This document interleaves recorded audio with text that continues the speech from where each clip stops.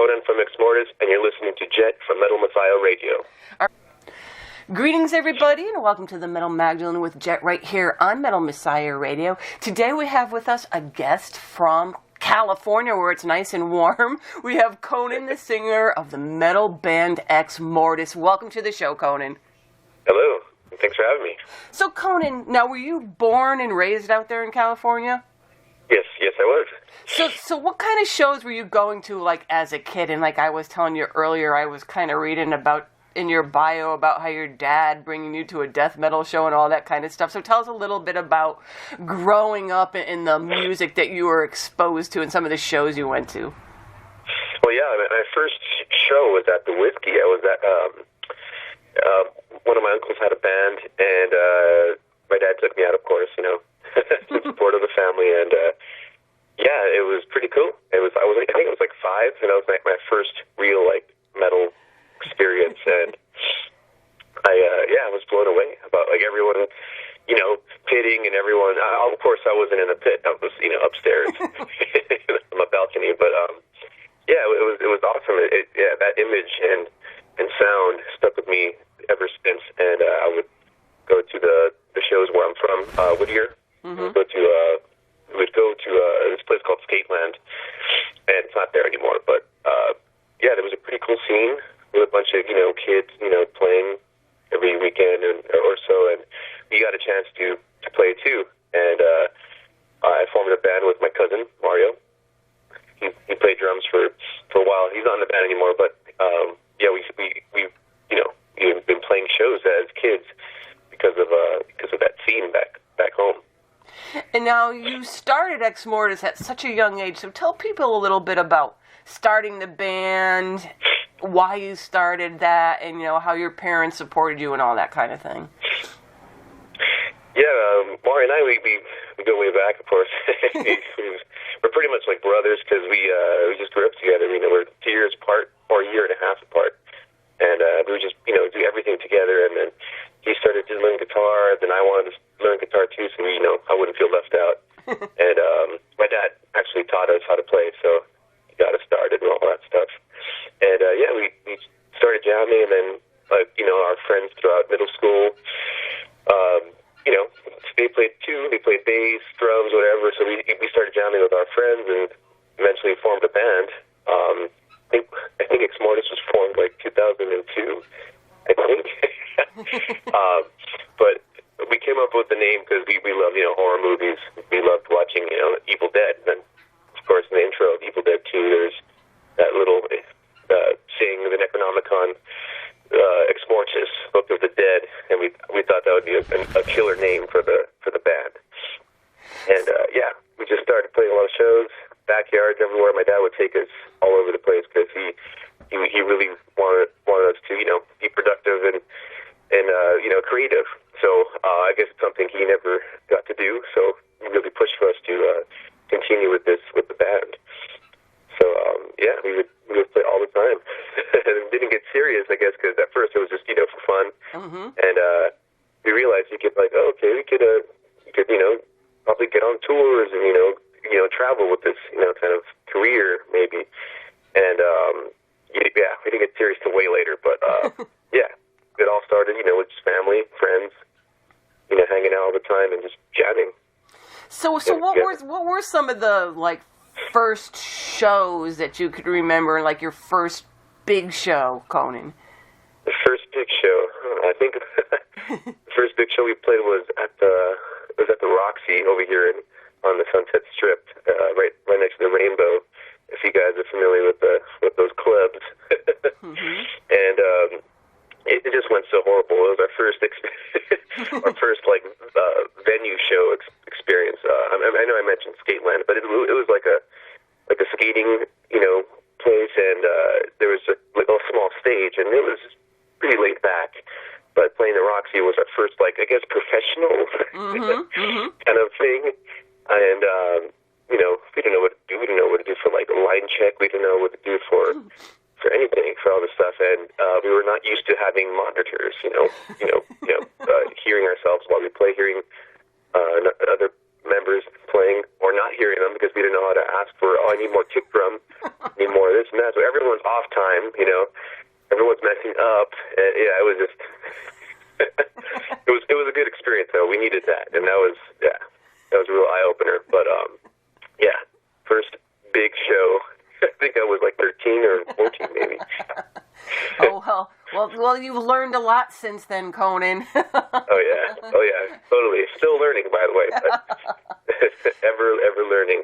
So tell people a little bit now about the band. You know, what kind of themes you guys like to write about, and what influence inspire you when mainly like writing the lyrics?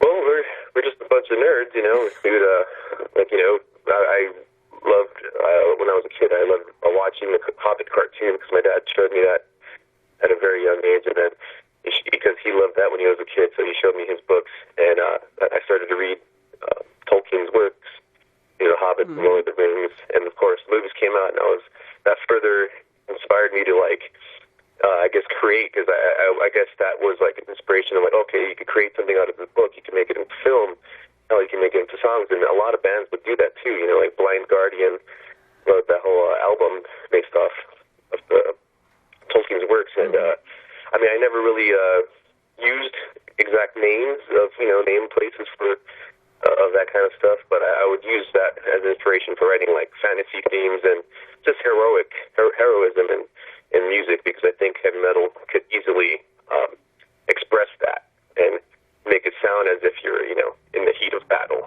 I always liked that stuff, so. So here you guys are. You know, you guys are going to release now your 5th studio album, The Sound is Steel. So how would you say your band's sound and writing have progressed throughout the years, Conan? Well,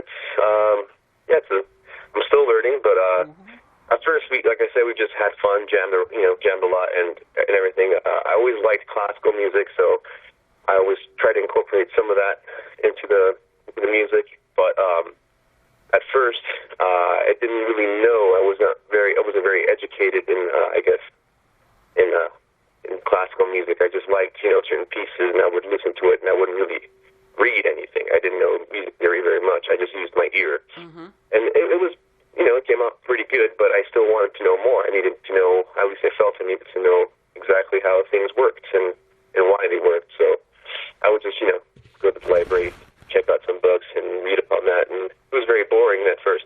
But I got into it heavily. So I took classes eventually, in college. So this is way later. So once I took those classes, I had a really good professor. He taught very well, and I just started to get more into it. So I study more now.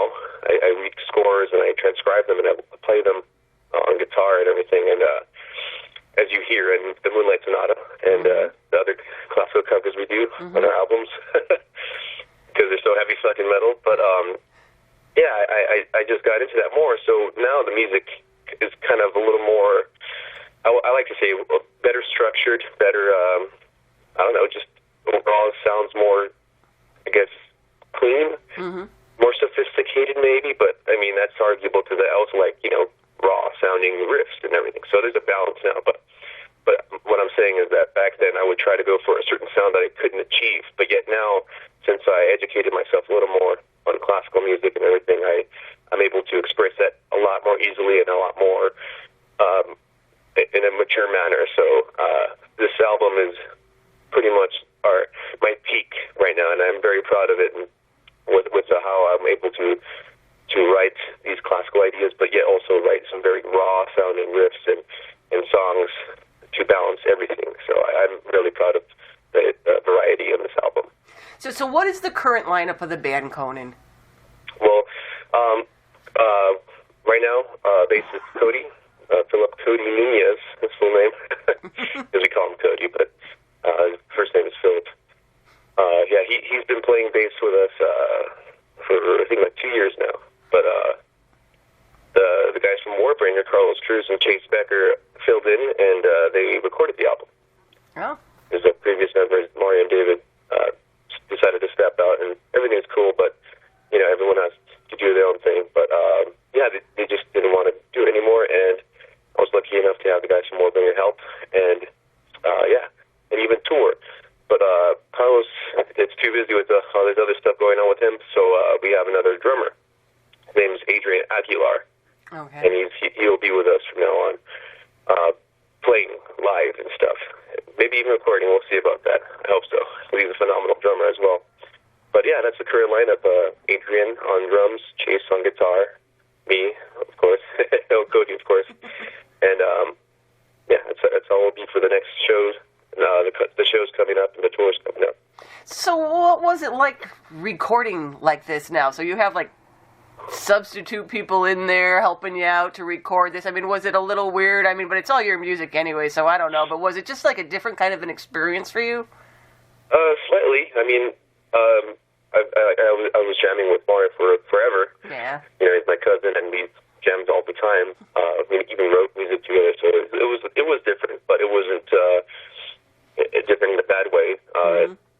Chase and Carlos are awesome musicians, and I've known them for a long time, so everything was pretty natural, regardless of that. So it wasn't too bad. It's just that everyone has a different style. Everyone has a different expression. Right. So, you know, solos were different, drum fills are different.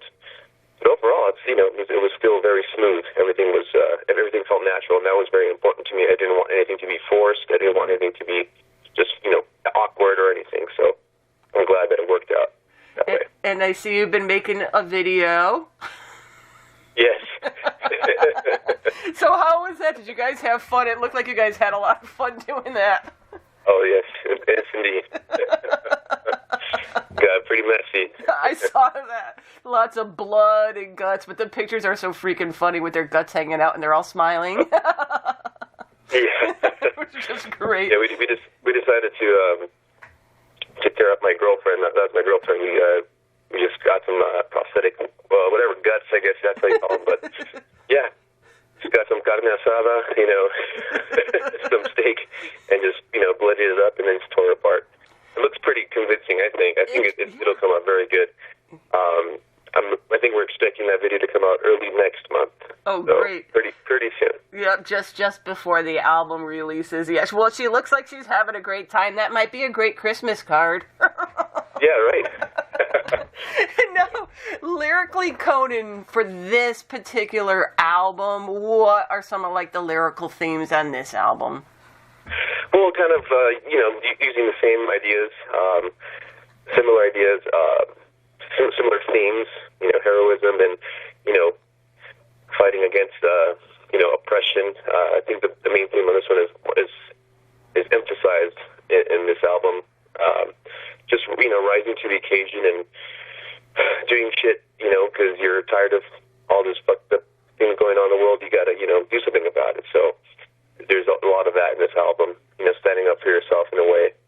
And, yeah, just, you know, being strong, you know, being strong-minded and everything. So everything's, of course, in a fantasy setting, in a way. I don't say, you know, elves, orcs, and shit like that, but but it's expressed in that kind of way with, you know, older Shakespearean kind of style here and there. Like, I mean, one of the songs is called "Make Haste." No one says that anymore. You know what I mean? It's like it was an expression in the past, I guess, and I like the way it sounds, and it's very, you know, blunt sounding. So I think it was perfect for its song title and for a chorus or whatever, you know, phrases in the song. So the whole album has a similar feel, and yeah, there's a lot of that, and just different. There's a lot of variety in this album. So there's that, and also other themes of like we have another song called "Into the Maw of Hell." That one's kind of my little anti-religious kind of anti-authority in general, but there's a little anti-religious theme in there because of the whole hell title. But I mean, it's just, you know, it's just in general anti-authority that's, you know, oppressing citizens and everything. So there's a little, you know, there's a little flavor of that here and there. So where did you guys record this one?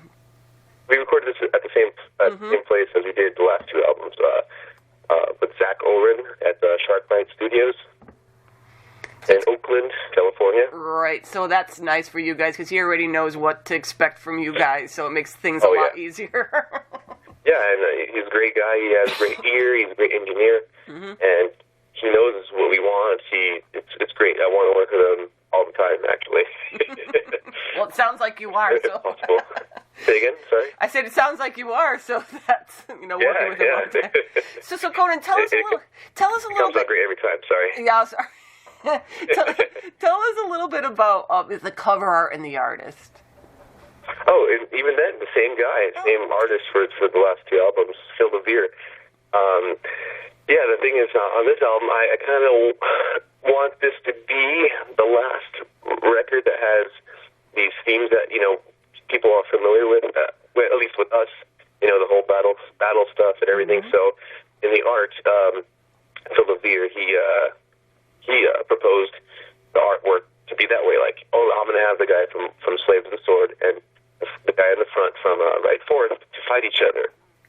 And I thought that was fucking beautiful. I love that idea because I kind of want that, to be expressed musically, because in a way that the songs are like that. There's slave kind of ideas and also Right Forth themes and music style, battling each other in the album. So I figured art represents that very well, and also kind of want this album to be the last one where we focus and emphasize the whole heroic battle themes. Just for change of pace for the next album afterwards, I was just going to ask you. Okay, go ahead. I think that'll be good. Perfect artistic piece to represent that. Yes. Overall. Mm-hmm.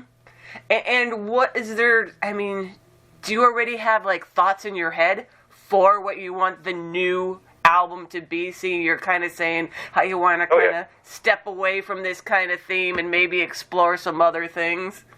Oh, yeah, totally. Yeah, I have a lot of ideas. Because I was going to say, we're so used to this kind of theme from you guys, so that ought to be interesting, Conan. Yeah. Yeah, we're not going to throw it away exactly, but, I would like to, change artwork, change maybe a lot of stuff, just to make it fresh. Right. And so what kind of things do you guys have coming up the rest of this year, Conan? Well, we have some shows at home. We have a big CD release show at the Whiskey, June 7th. Even though the album comes out June 8th, we should have CDs and vinyl available to sell. And also planning on a tour, North American tour, soon after that. So not able to announce anything just yet, but stay tuned and follow us on Instagram, Facebook, and all that good stuff. And we'll be posting about that pretty soon. Now, are you guys going to be pre-releasing any more music before the album releases at all? Yeah. Well, the music video for Feast of Flesh, the pictures you saw, that should be coming out pretty soon, maybe in 2 weeks. And after that, we'll be working on other stuff too. Maybe another music video. Might as well, do that before the album comes out. And I think that's it for now. But I would like to, post more lyric videos or so. We'll see what we can do about that. So Facebook, the best spot for people to go to learn this stuff? I mean, you have a website too, right? Yeah, it's not very updated, but okay. I should get on that. But at least for now, just follow us on social media, Facebook, Instagram, and Twitter. And, All right, so there you go. We'll get some updates. Yep, The Sound of Steel, out June 8th on Prosthetic Records. So you can check them out on their sites to find out about the shows, what's happening, if they're pre-releasing any new songs, videos, and all that. And Conan, thank you so much for taking the time out to come on the show today, and all the best with the new album and all you got going on. Thank you very much for having me. Appreciate it.